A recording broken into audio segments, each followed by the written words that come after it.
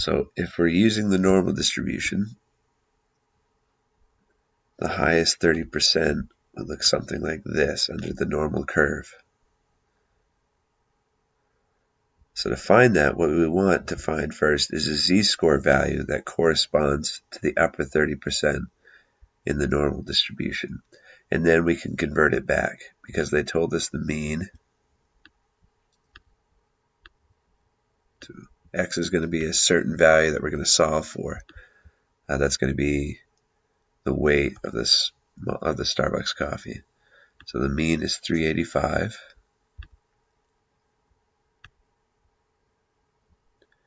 And then the standard deviation is 8. So what we're going to do is we're going to plug in a z-score value that corresponds to the highest 30%, and then we'll solve for x. So to do that, I'm going to go to Google, and I want percentile. I want to change a percentage to z-score calculator. Try the first one that comes up. This looks good. So if you type in 0.3, of course we got a bunch of ads, and calculate, that gives you a negative z-score value. Now a negative z-score value means it's over here, it's on the left side of the center. But what we can use is the fact that there's symmetry in the z-score distribution. If you got negative 0.52 is the lower 30%, then 0.52 is the upper 30%. 0.52 excuse me, 44.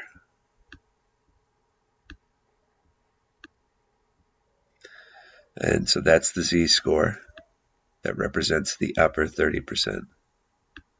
So that's what we want to plug in this formula. 0.5244. Here we go, it's going to be easier if I type it.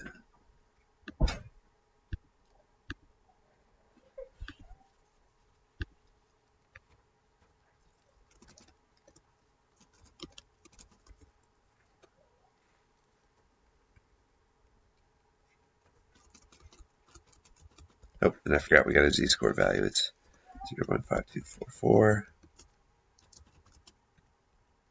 There.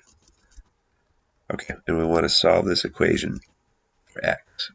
X is going to be the Starbucks coffee weight that corresponds to the upper 30%. So to get x by itself, we've got to get rid of this divide 8. So I want to multiply 8 to both sides.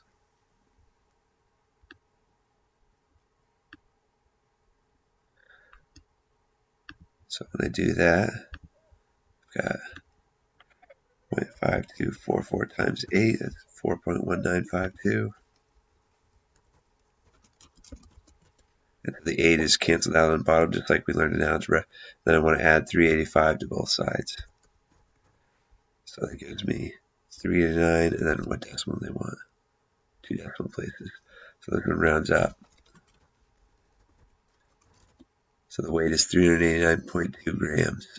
Okay.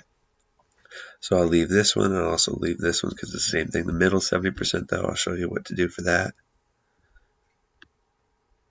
So just drawing to help us know what we want to get out of a calculator. We want the middle 70%. So we want to have it equal on both sides and the tails. So that means there's got to be 15% over here. And then 15% over here, right?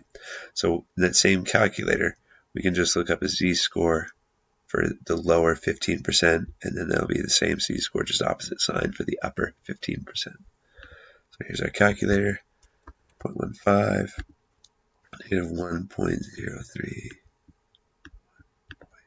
0.036,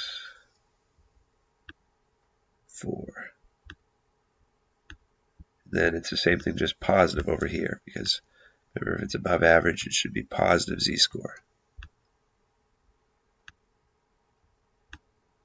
And then for the middle 70%, you're going to plug in negative 1.0364 in for z, and then multiply by 8, and then add 385, just like I did it down here.